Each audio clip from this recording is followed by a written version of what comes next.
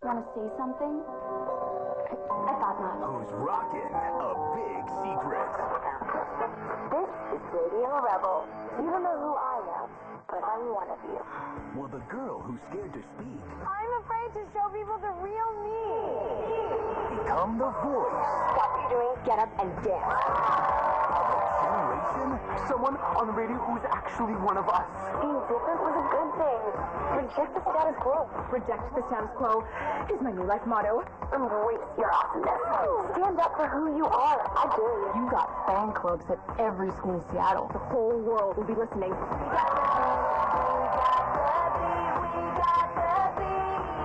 You can expel Radio Rebel? As long as she doesn't know it's me, we shouldn't have a problem. Until Radio Rebel's identity is revealed, I'm canceling the prom.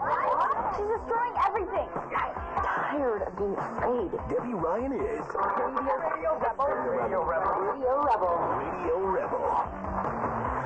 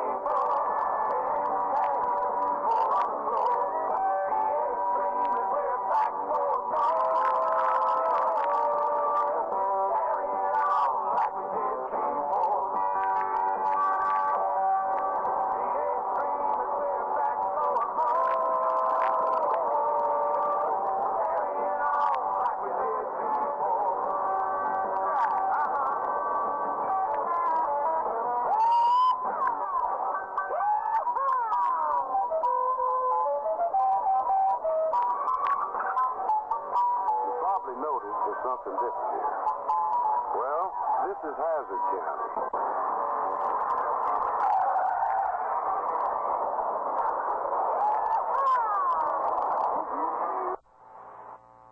Today's Southern movement. By Kotex. It's not the world's best thing, but it's right up there next to it. And by the United College Fund, reminding you that a mind is a terrible thing.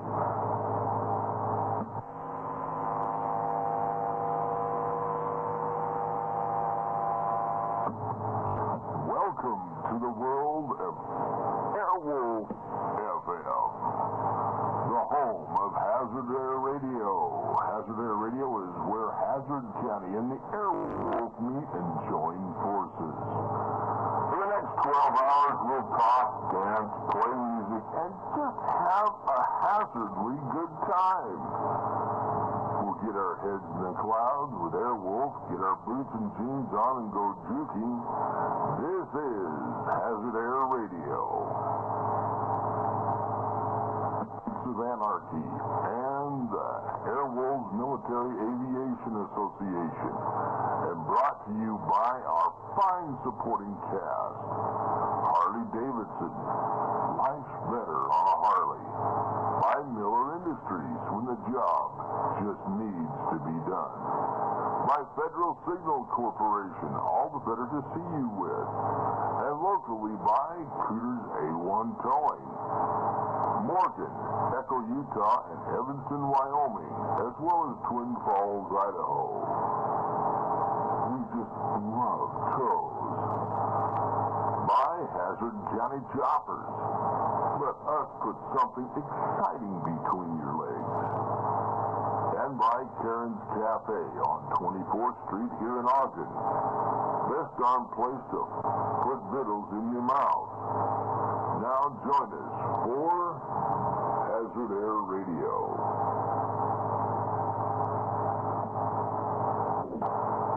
Wolf FM.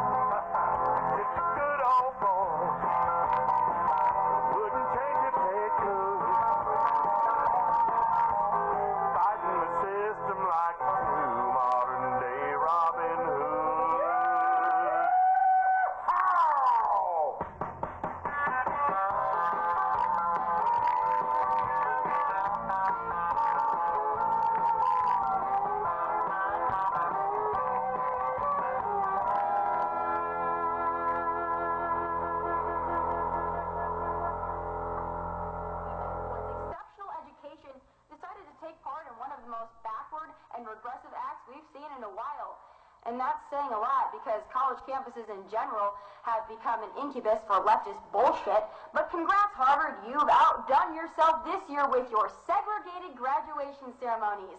Black members of the class of 2017 decided to hold an individual ceremony to celebrate their exclusive accomplishments that apparently wouldn't mean as much if other races got in the mix.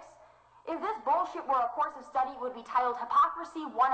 Seriously, are you freaking kidding me? After everything this country has been through and the work of so many white and black to bring us together, why does it seem like some are hell-bent on pushing us apart? What else would you call this? This is segregation, and it only breeds resentment for some and white guilt for others. Enough! What does the victimhood mentality do for anyone? You graduated from an Ivy League school. You worked your ass off. You're ready to take on the world and make a difference. But you're too special to share the celebration with white classmates? What the hell kind of bullshit is that? Can you imagine what would happen if white students asked to do the same thing? People would lose their freaking minds. You want racism and inequality to go away? Stop bringing it up and exploiting it for special treatment. Police are victimizing you. Trump is victimizing you. Conservatives are victimizing you. When does it end? I've had it with this dear white people nonsense and the life's not fair card thrown out at every turn justify crap like a segregated graduation. You worked hard. You studied hard. Your white classmates did too. Why would anyone want to purposely divide an accomplishment on race?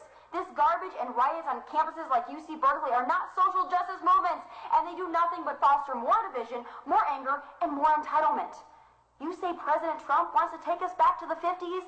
Nah, you've got it twisted. And those are my final thoughts. Follow me on Twitter and Instagram at Tommy Laren from Dallas. God bless, and take care. Beautiful like department store pantyhose. Ultra Sense. It's better than some department store pantyhose. Ultra Sense. Some department store pantyhose may pull out of shape. Ultra Sense won't. Pull after pull. Ultra Sense. Fabulous look. Fabulous fit. That makes sense. That makes Ultra Sense. Where a million cents is sold.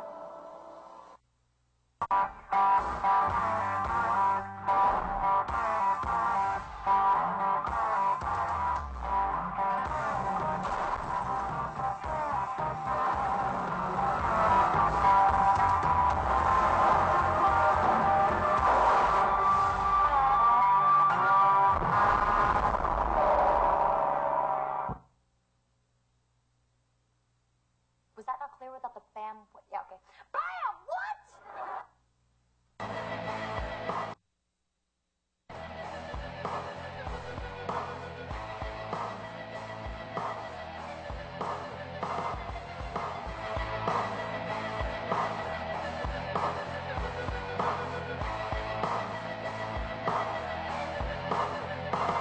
Welcome, friends. Welcome to my world. Welcome to Talking Toes. This is where us tow truck drivers get together, huddle around the coffee pot, and just bullshit. Or at least discuss today's issues that are concerning us, and hopefully a few of you other people out there too.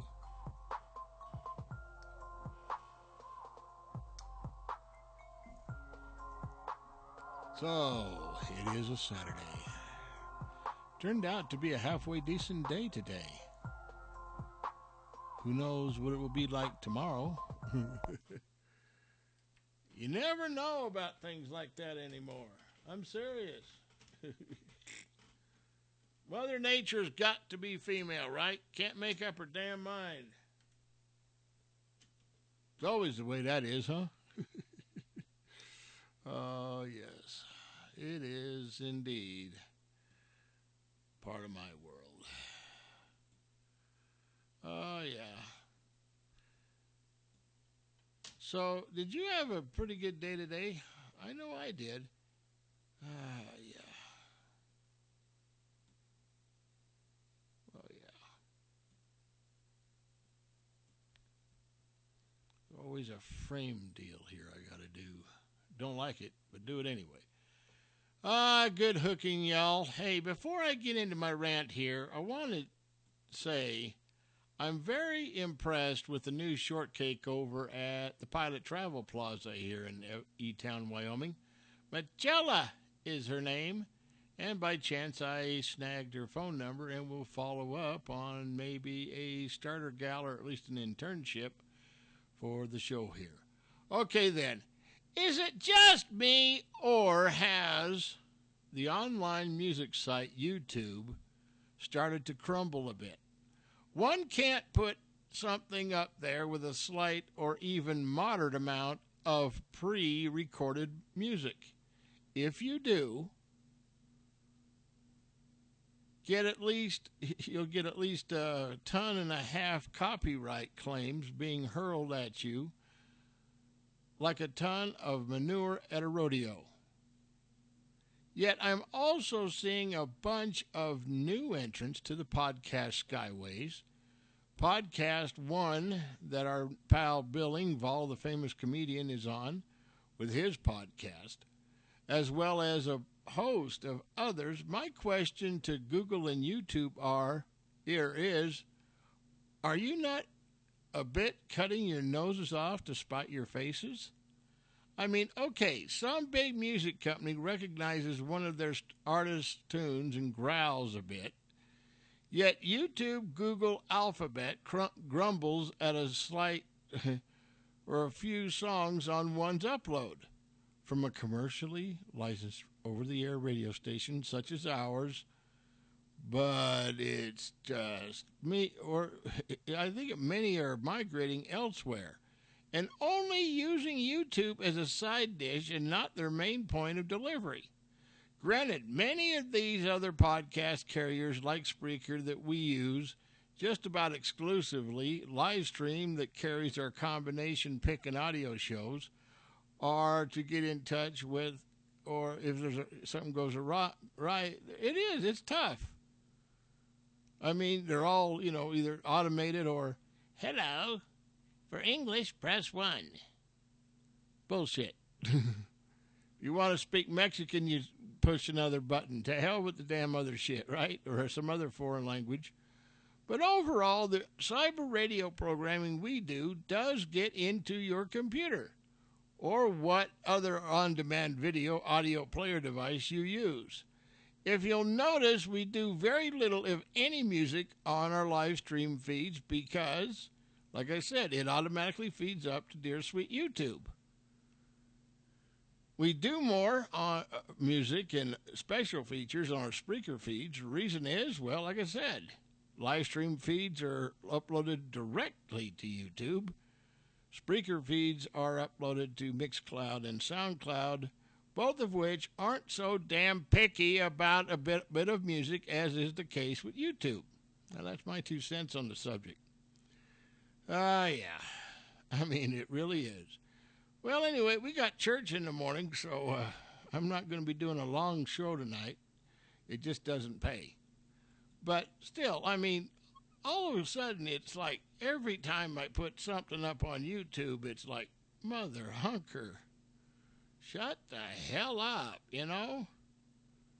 It's not like Selena Gomez or somebody's going to start, or whoever is going to all of a sudden sue YouTube because we play it, because most of these artists that we play already know about us anyway. You can't be the #1 damn radio station and online show like ours is with 4 Grammys, 2 CMAs, and at least 2 Oscars for what we do on Hazard Air and all points thereof. Whether it be Talking Toes, Highway Hooker Radio, Speed Wrench Radio, Sam Crow MC Radio, all of it.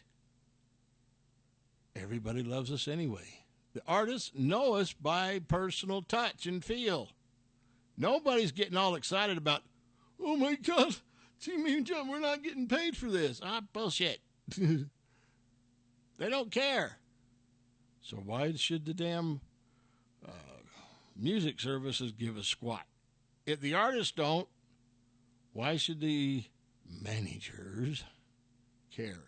Don't you think we've already talked to these people before we air something?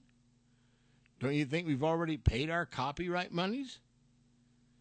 Hello. It's like, good God, are you that stupid? Some of them are, really. I'm sorry, it's just a fact. They really are. They're about half stupid.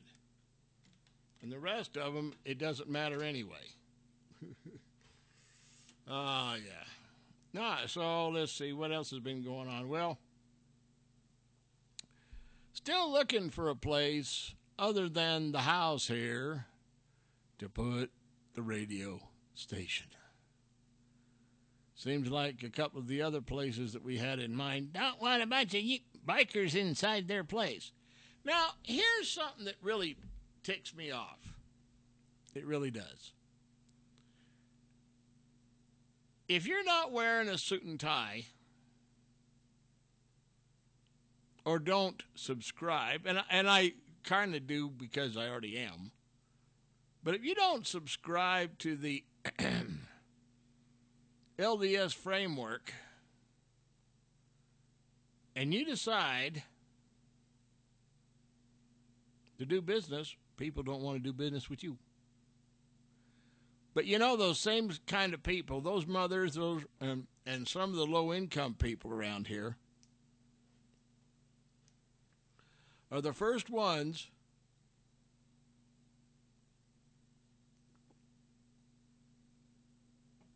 to line up at the truck when we do our Toys for Tots deliveries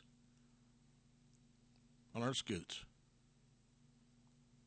Bikers Against Child Abuse and all the other things that not only the Knights, but everybody else, all the rest of our people do and clubs do. You know, excuse me. You may not like our cuts, you might not like our beards, you may not like our long hair, and you might not like our unchained lifestyle, but I don't think it's because you don't like us. I think a lot of you are envious. You've got to go to work in a car or a truck, and like I said, trucks are not bad, but you got to go in what we call a caged vehicle. What we see through a sunglass lens is more than anything you'll ever see riding around in your Mercedes-Benz. To take it from a biker song. You know, those of you who do not ride would not understand. But understand, too, the Iron Knights in its original form, although it was constructed or based upon a bunch of kids in Layton, Utah, once upon a time that had mini bikes and tricked the hell out of them out and actually rode them off-road and on trails.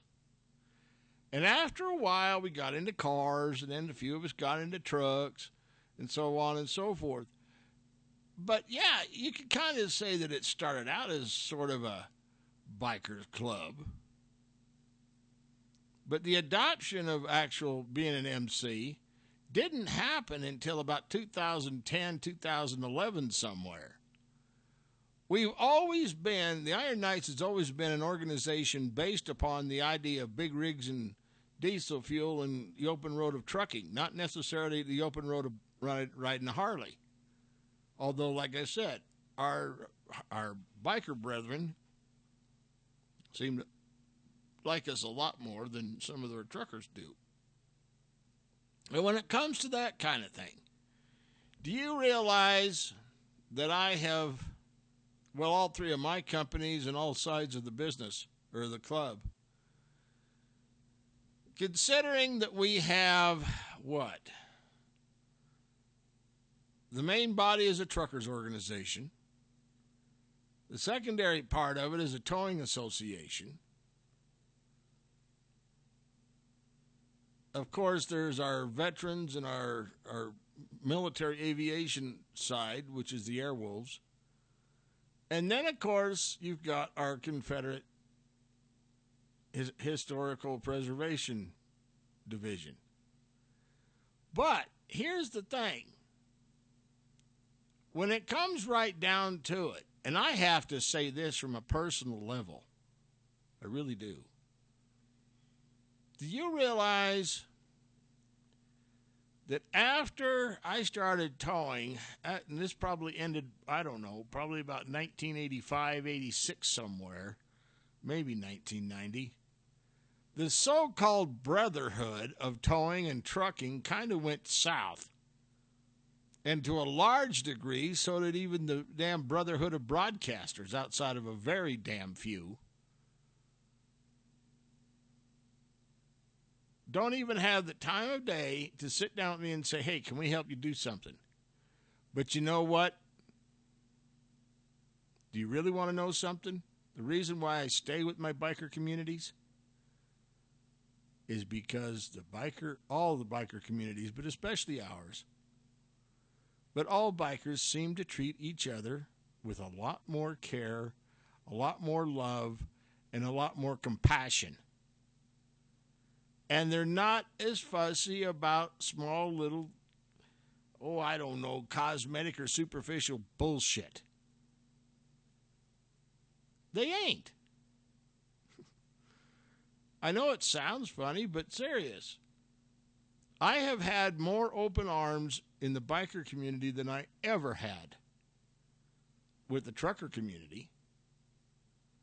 To a large degree, probably just as much, if equal, to my Hazard County communities, or fans and people, and extensions. A little bit more, maybe than probably my aviation people. Every time that I've needed a buck, I've needed a little help, I've needed a little bit of strong arming or whatever, a little bit of advice, I can go to the Knights, I can go to other bikers out there, and I can say, hey, how do you fix this? And there's somebody always there to help. Now, if that makes it, some of y'all out there, a little bit nervous, it should. Now, I'm not including the Mormon church that I go to on a frequent basis, or a few other things, because I do. Every once in a while I fall short, and I'm kind of fixing on that now. But it's like this month, kind of fell short on the rent and the power bill here at the studio. Yeah, and so I have to go to them to ask. I hate to do it. And, of course, it's because this $750 that I got to rake out for the shop every fucking month. I just as soon have him charge me a little bit less rent and me pay for the power bill. But anyway, still, the long and short of it is I can't afford it. Now, it doesn't mean that it's necessarily a bad shop. But it's way out in the middle of the boontoolies. You can't get even DSL internet service out there. The local NGL here in dear sweet Evanston, Wyoming. Just because I went in there and complimented one of their front office girls in there, they got all... And what's so damn bad about complimenting somebody on a good job?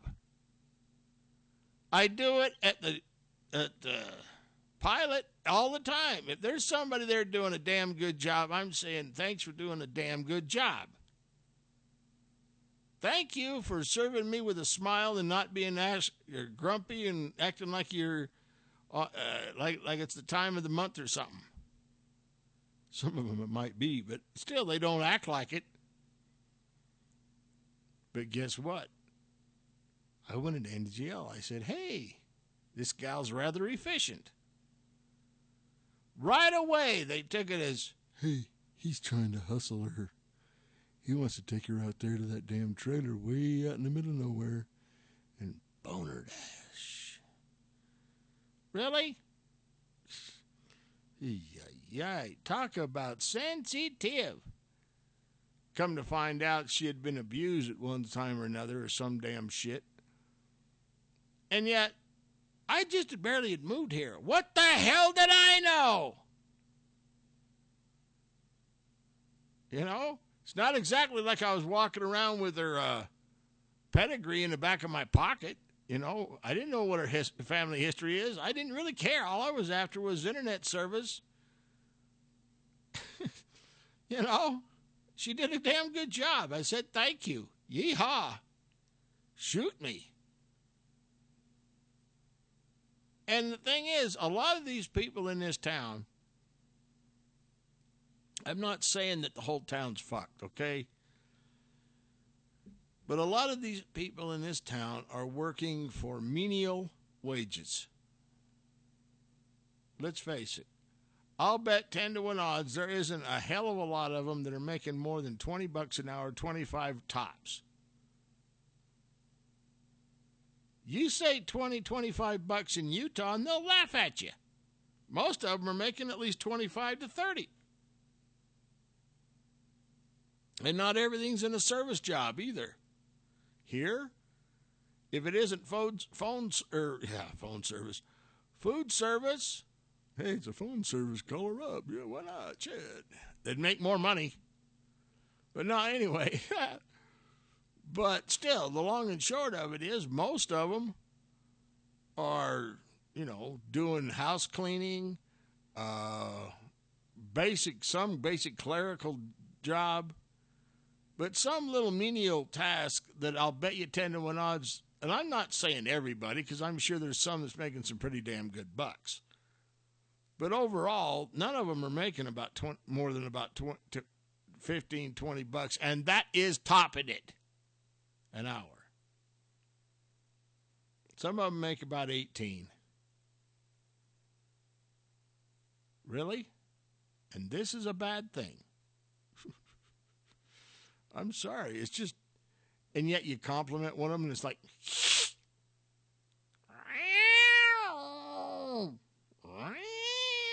don't say that. Really? Oh, it just irritates a pee out of me when somebody starts yapping about this shit. It's like, come on, people. So no wonder when I bark 25, 30 bucks an hour, everybody's, okay, this sounds good. Now, most radio interns and all that, when they get into the business, they're lucky if they clear 20 bucks an hour anyway. Most of them are within the 10 to 15 hour range. If they're real creative, they'll get about 18. But still, the long and short of it is, they ain't making a hell of a lot of money. But I kind of think that we're worth it. It's kind of like an old saying my dad used to use when I was a little boy. He used to say, if you buy the best or you pay the best, you're not going to be necessarily sad about the purchase, or at least the work that somebody does for you. If you pay poor, you're going to get poor performance. If you buy high and you pay good, you are going to get good people. And so, to me, that's what you should do. Why not? You've got to make money. She's got to make money. Everybody's got to make a couple of bucks off of it, right? And at least something more than just your basic expenses. Now, some people out there would say, well, hell, you're really hurting for dollars and shit. It wouldn't be hurting for dollars if we could get the right kind of people in here that would take it serious and do the damn job that is supposed to be done. The only one that I have had so far, and I still would love to, I swear to God, if Smelly Shelley was not a female or hadn't been female, I would have plowed into her like you cannot believe and beat the living tar out of her. The money she cost me and the club exceeds about $20,000 to $30,000, if not more. She cost me one of the best damn people that I've ever had in the business working for me outside of maybe Nurse Goodbody. I'm dead serious. When Cody Lee showed up here and did what she did, the way she did it, and got shit started putting it together, we were actually starting to see a little bit of a crest. People were starting to take it serious. People were wanting to buy time on it. Even locals. She took off. Everybody lost respect. Everything went tits up. Or at least went down a hell of a lot more than when she was here. Plus, she was damn good when it come to computers and IT. This last week, I've been having all kinds of trouble with this old Dell. I know that's what you get for buying one. But anyway, no, this little old Dell of mine, it was having problems. Now, Cody could have had the damn thing fixed and running like it was like a dream. Kind of like this little laptop that I got. This little Acer. Took that damn thing over to PC Liquidators here in Evanston because it was freezing. You was in it, but you couldn't move the mouse around, right? It took them almost 3.5, almost 4 months. Fiddle farting around with it, dropping it, busting the screen off the damn hinges. All kinds of happy shit. They took it completely apart and all that. You know what Cody did? She spent maybe an hour. I think maybe an hour. Hit the reset button. The damn thing was working fine after that and has been since. Now, here's some gal that is probably half the age of combined staff at PC Liquidators. And yet she comes up here from Arizona, sits here for about an hour, and fixes a problem. When somebody fixes something and does that good a job, and I've listened to some of her stuff that she broadcast on, and it sounded good. Now, granted, Spreaker.com and a bunch, we still have that damn echo in there, and what I found is as long as I don't use the playlist and such that's in Spreaker.com software, and I use all and do everything externally of it, it works fine. The minute that I start using their software and doing something off their playlist, guess what? Fucks up.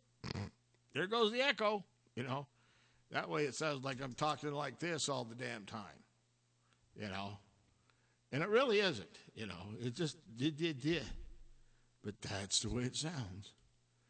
And it's like, come on, people. The shit's got to stop. You know, and even then they say, well, what do you want us to do? Rewrite the damn software? Well, it might help. But we are looking at some other services, Live 365, Mainstream, and a few others that we're looking at to carry the actual radio stations online broadcast. But still, the long and short of it is, there is that. Oh, by the way, did you hear about the FCC commissioner and all that? What he wants to do is he's talking about abolishing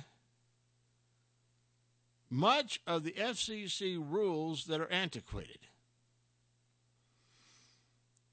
Now, I'm all for this, but I also think that they need to reevaluate how they determine when a radio station should be allowed to go on air. Number two, I think they need to jump in and they need to do something about how to allocate space for a station. And number three, they need to quit doing this, not allowing something to happen, even though that there's not a filing window. Who the hell cares? Actually, now I know that they cut down a lot of their district offices and such at their bureaus, But still, the long and short of it is, it's kind of like the battle that we've been under trying to get what was AM 1240 here fired up. And, of course, KTOW. Excuse me. Really? How about getting somebody out here that actually can see that this is a small, albeit it does reach all the way in with our signal all the way into Salt Lake to a very few parts, and a little bit north into Idaho, into Montpelier and Grayson, Soda Springs. But here's the thing, and this is the big one. If you're in a small rural community and then there is no real radio station there, why not allow somebody to do it without having a whole bunch of crap? This is the stuff that Commissioner Pye and me need to have a sit down with. Not this other crap. And now they're yapping, and this might help us a little bit too at some point. But they're talking about, and this is really going to be bad for local communities, and I'll tell you why. What they're doing is they're talking about doing away with the 20-mile limit between transmitter and studio. Used to be, and until it gets all rearranged or carved out, it is still. But the thing is, when you open up a radio station or start one, your transmitter and tower site can't be any further than 20 miles away from the studio or whatever that's pumping the signal, right? Okay, now we're doing the programming. First of all, how the hell are you going to inspect station records if the dam's office is like Salt Lake, Provo, some big city? How are you going to do that? If there's not at least an office there with a studio, how are you going to do that? What happens when the damn signal goes tits up? What happens when, I don't know, whatever automation programming or whatever voice tracking or whatever that you're using, what happens if there's nobody local? But here's the big thing. Let's say, oh, hell, it wasn't much. It was kind of like this last week. Could you imagine if there was no station, say, on the air here in Evanston when the Three Sisters up here closes due to snow? Just playing music and voice tracking from some other place. Somebody in Salt Lake City or Boise or Burley or Pocatello or some other place is not going to be able to instantly tell you, hey, the Three Sisters is closed due to snow. When those gates go down, it's going to take at least an hour to 2 hours for us to get for somebody to get the information in a long ways away from here. You got to have somebody local. Let's say that a bad emergency happens. Flood, hurricane, tornado, it don't matter. Comes through here. By the time somebody in a long ways away got the information, there'd be a hell of a lot of damage done. And where's the emergency alert service system that they got going? Who's going to push the button? You see what I'm saying? You got to have the local people. You got to have a local studio, and you got to have local people there. Otherwise, shit's in trouble. I don't know. The more and more I get into Mr. Donald Trump's bullshit and all these damn secretaries and all of these people he's appointed to all kinds of damn different positions and places, the more I get the idea that this poor bastard has no fucking idea what he's doing. I'm sorry. I know he's our commander-in-chief. I know he's the president of the United States. About as united as it can get, anyway. But still, excuse the hell out of me. Somebody fucked the pooch. I'm sorry. Somebody really screwed the pooch here. But anyway. How do you get past that kind of crap? How do you? See, that's the thing. You got a little town here of about 15,000 people. Some people say the last census it was 13. I say it's probably about 15 to 20,000 people here, but even so. I mean, it's big enough for at least a McDonald's, and they got a new J&J sub sandwich here. Sandwich shop here. Just what we needed, another damn sandwich shop. How about a real nice sit-down restaurant somewhere? Nobody goes to JB's anymore because the food and the service in there sucks. The legal isn't bad, but I always get sick after I leave there. The service is shitty in there as well, except for about one or two people. That's Don and a couple of others that's in there. But the rest of it ain't worth a shit. Tumbling tumbleweeds. Lisa and her crew does a hell of a job, but they're only open a few days out of the week. And they wonder why they're having money trouble. I got an idea. Open the son of a bitch up in the mornings. Have breakfast.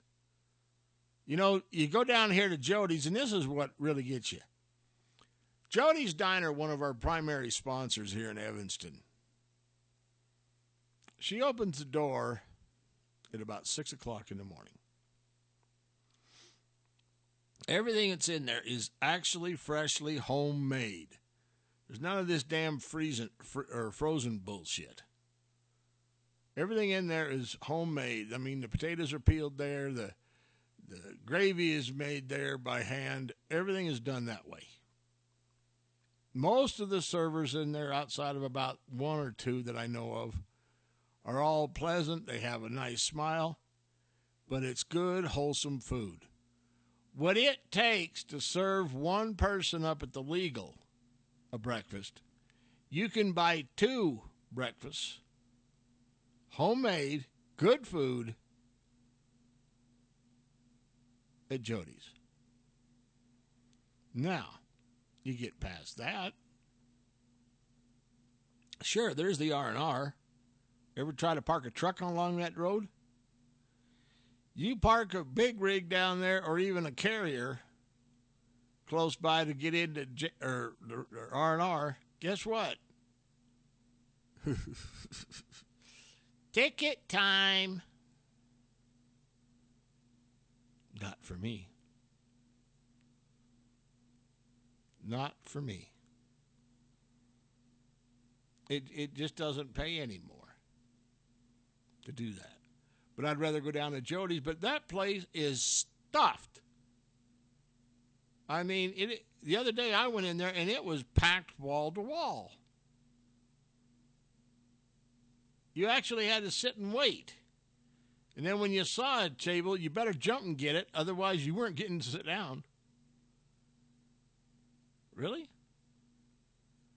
These other people can't see this? Some people are just not hungry enough. And I'm not talking food. I'm talking money-wise. Anyway. Oh, yeah. Well, it's time for me to head on out of here. Like I say, I got church in the morning, and then I got to work out the shop sometime today. So we'll see you next week right here on Talking Toes.